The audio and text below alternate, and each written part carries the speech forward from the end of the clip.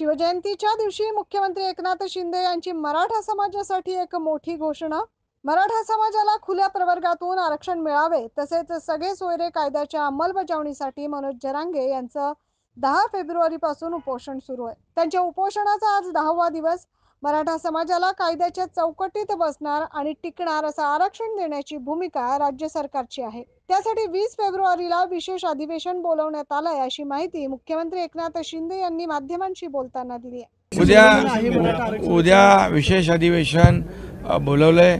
मराठा समाजाला टिकणारं, कायद्याच्या चौकटीत बसणारं आरक्षण देण्यासाठी, ओबीसी किंवा इतर कुठल्याही समाजावर अन्याय न करता मराठा समाजाला टिकणारं, कायद्याच्या कसोटीवर आणि चौकटीत बसणारं आरक्षण देण्यासंदर्भात उद्या विशेष अधिवेशन सरकारने घेतलेलं आहे.